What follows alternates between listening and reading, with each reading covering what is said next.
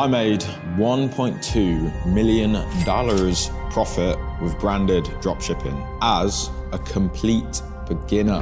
I scaled one singular store for 3 years and actually exited selling the company. So everything that came with it, the team, the suppliers, the developed products, everything, sold it to a multimillionaire in Miami. So that's a cool story I achieved. I have some sauce, especially at the end of the video. I'm gonna be talking about niching and sub-niching, becoming a specialist in a certain genre. How I went from this like 18-year-old little student, smoking and that, drinking, all the general stuff as a British youth at university, to scaling a store like business class around the world, living in Bali and Dubai for 3 years. I'm currently in my office. We have an in-person team now. Obviously, we're continuing to e-com. I will quickly show you some stores now.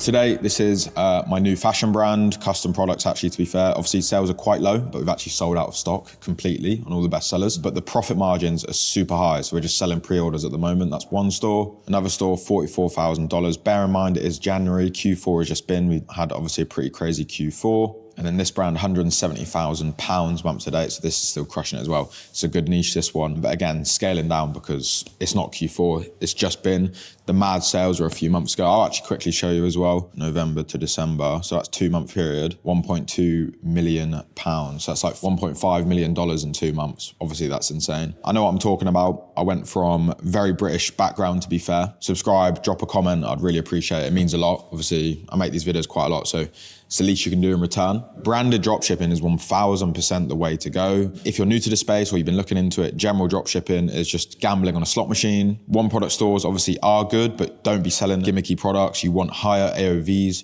You want to be working when you're starting your e-commerce brands to be able to have returning customers, be able to add products to the catalog, and to really build like a long-term branded store, which is what I did for this one. The $1.2 million profit on this brand come from mainly selling the company. That's where you make a lot of the money. So with e-com or dropshipping alone, you can get like a 2 to 5x on like your yearly profit. So if you have a good year, you can exit the company as long as the fundamentals of the business are good. I basically started e-commerce when I was 18 at university. I always wanted to start a business. That was always on my mind, but I was never clear how it would get there. I didn't really force anything. So I never really watched courses. I didn't really watch YouTube. I just always wanted to be a business owner, have my own freedom, etc. I had a feeling inside I'd be making a lot of money. Don't know what that is, I just did. University in England, I don't know what it's like in other countries. You just have a lot of free time. It's kind of ridiculous, to be honest, but you get there, you get student loans and you have a lot of free time. So obviously, naturally, I was like, well, I might as well utilize this money, this student loan I'm getting. And I basically put it into a business. But I stumbled across e-commerce because my brother was selling jewelry at the time. He built a website. I thought it was very cool. So I was like, oh, cool. Like, I can do the same, right? We can try this together. And I built it around my hobbies at the time. So skating, partying and raving. And there was a brand called Supreme skateboarding. You probably might know it. They're pretty big. Supreme New York. And I was thinking, okay, sweet. So Supreme New York is a fashion brand. Why don't I build a Supreme version for the jewelry? So there's no one doing like limited drops. There's no one doing limited releases for like high-end jewelry. So let's try and make that a model. I was young, dumb, basically over the 4 years of university, made a couple $100,000 in revenue, but like probably break even, maybe a little bit of profit. But whatever money I did made was spent going out, drinking, all the rest of the stuff that you do when you're a student. Over the 4 years of that, I learned. So I learned some key things such as custom content, doing shoots, building Shopify stores, running Facebook ads. I've learned the key things to basically do e-commerce and especially dropshipping. Just finished university. Obviously, COVID happened at that time. And at that point, I was determined I'm not going to get a job because there are no jobs. Everything's on lockdown. So why would I bother getting a job? I'm essentially going to make this work. So I was staying at my friend's house for free, sleeping in their spare room because my tenancy ended. And I didn't want to move back home from the student city I was living in to my parents because I thought that was failing at the time. So I was sleeping at my mate's house for free. They were all going to work with their jobs and I was sat at home on the laptop. So obviously there's a very weird period of time because I'm like, oh my God, am I making the wrong decisions? Is this the right choice? Shouldn't I just get a job? Then I ended up applying for Papa John's because I was like running out of cash, like completely. I was in debt, obviously, because I was like in my overdraft, up to like 4K in debt. And previously I'd been working at Domino's as a driver for like 4 years, alongside at university as well. But I quit because I wanted to go full time. But then again, I was running out of money again. because I was like, I'm going to go full time onto making this online online stuff work. But again, the money was becoming tight. I was getting more and more on my overdraft. So I was like, I'm gonna have to get a pizza delivery job again. Got an interview, got the job, and then 2 days later, I was like, no, I can't do this. Let's just keep making this work. And my friend mentioned dropshipping. And at the time, it was all Burlo. So with a Burlo, you can basically, it's like Deezers now, you can fulfill products from AliExpress. And I was like, oh, sweet. So I don't need to buy stock, because the biggest problem with the jewelry brand, it was stock-based. I could never really scale because I didn't have enough money to buy stock, because any profit I'd make, I'd spend on living. I couldn't reinvest that into more stock for the business. So it was just a never-ending loop of never being able to scale. And that was stock-based. Whereas dropshipping, you buy the stock after getting the order. So it's like positive cash flow. So I was like, sweet, that solves the biggest problem I had. Obviously I had the skills, but I couldn't scale it because I had no money. So I stumbled across, scrolling Instagram, the classic. I stumbled across a website. They were selling products. It was like a retail store. Obviously they were making loads of money because their ads were spending a lot. I continuously saw their ads. They had a lot of likes, a lot of followers. They were making money, but the branding was bad. The content was bad. The product imagery was bad. Everything that I've been doing on the jewelry brand, I was like, right, let's take this, apply the custom content, branding, really making high quality images, and apply that to this one that's working, but with a new spin on it, and project it to a different audience of a high level. Because the brand I saw was like lower quality branding, more like value-based branding, like low budget branding. I don't know how to describe it like that. But I was like, all right, let's make the same thing, but make it high end and become a specialist in the niche. So I've got an insane example, which I'm gonna show you for this. The reason it worked, I found this product, built my version of it, and it became profitable on day one with an insane ROAS. Because I positioned it so well, I've got a great diagram, which I'm gonna show you. Quickly before I show you the diagram, if you like the sound of me, if what I'm talking about resonates with you, you believe what I've done to be true, which obviously is the case, and you are starting right now, obviously it's 2025, you can book a call below. We work with people one-to-one, we got some pretty insane results, I cannot lie, but I'm not gonna be talking about it anymore. We have free training below as well for people who just want a quick, free training, but book a call if you are thinking to be serious. The diagram I'm gonna show you right now is a clear representation of how I executed this in the most perfect manner. So the 4 years of learning with the e-commerce brand paid off significantly. When I applied it to my first dropshipping store, it worked straight away. This is the flow diagram, and I'm going to explain it carefully. So on the left, I have the example of basically I've created a representation of what the situation was for me when I found this product, created the store in a special way, long-term branded, and became a specialized in a sub-niche. I'm going to give it as a clear example. The brand I built and sold was home decor, but the representation here I've got is baby niche. It's exactly the same. Obviously the niches aren't the same, but the model and fundamentals I'm telling you right now is exactly the same. But I've got website examples that give like a great representation. I actually found some pretty good representation. So on the left, the store I found and saw, it was an evergreen branded store. So obviously like the baby niche, it's a big niche. We know it's a $1 billion industry. Everyone buys baby products. They're pretty much essentials when you have a baby. So it's a great e-commerce niche to be in. The brand I found sells all baby products, everything from strollers to t-shirts to whatever. It was a big retail shop, and this was the store. So this is the example store I've got. They basically sold everything. As you can see, they've got pushchairs, furniture, clothing, nursery, car seats, bathing, changing, baby safety, feeding and weaning, toys and gifts, brands, blah, blah, blah. You can see it's sort of like save money here, save money here.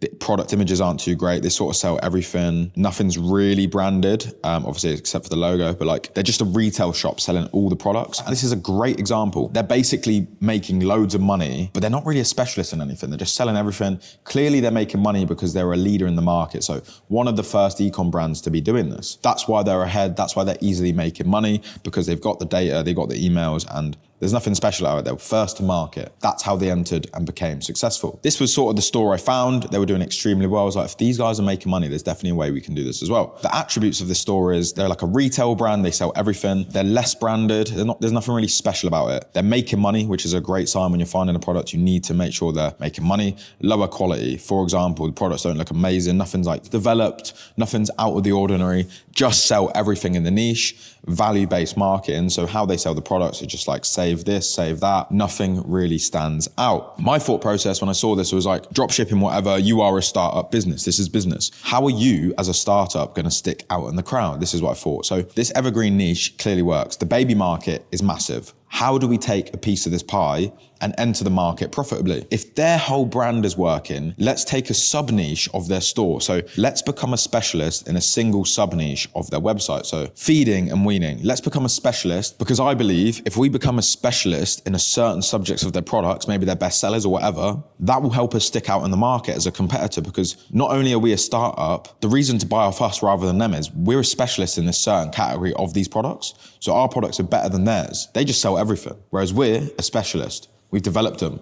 We've worked with customers. We've got great reviews. We decided, in this example, to be specialists in breast pumps. So we're going to become the best at selling breast pumps. And that's how we're going to market our products. That's how we're going to develop our products. We're going to find the best suppliers. We're going to get good packaging, and we're going to brand it extremely well. That's going to give us the competitive margin on beating this competitor. If they're making money, we'll be able to make money too. And that was where we developed a store like this. So now, obviously, this store sells all the products. However, that comes at a later date, which I'll get into. So this was the similar sort of store we created. So Mum Cozy, they've got branding colors, nice photos. Look at the product images. They've got branded packaging. The product imagery is way higher quality. It's all in sync with their branding and coloristry. The product case looks top notch. All these product images are custom made. They've got the products in, they've tested them. Everything looks super high quality. We became a specialist at selling breast pumps. Who would you rather buy off, this store or the previous store? And we're not competing on price here.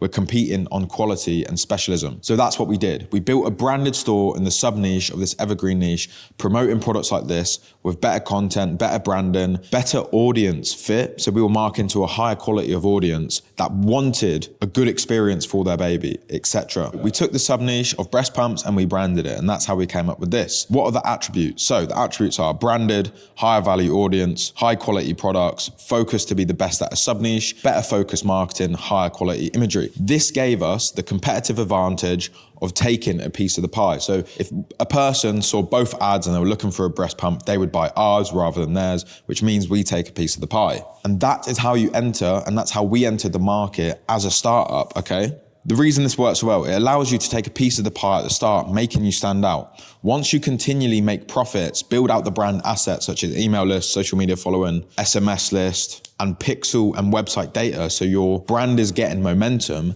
then you can build out the catalog and become a specialist in other categories, as has Mum Cozy. So now they've built out more categories, they're becoming good at everything, and that is how you build the brand.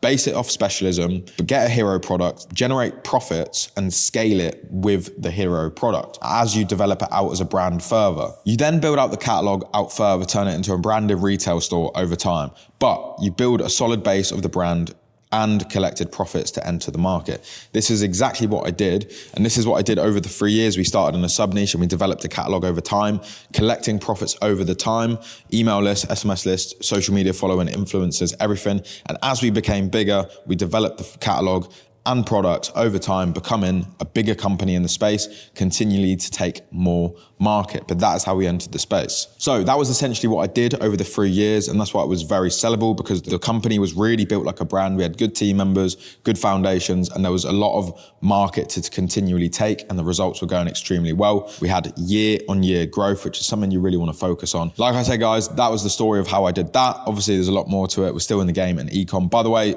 I think I'm going to be traveling to Asia in a few weeks, so I'm excited for that. But feel free to book a one-to-one call if you want to work with us. Peace and love. I'm Nathan. See you again.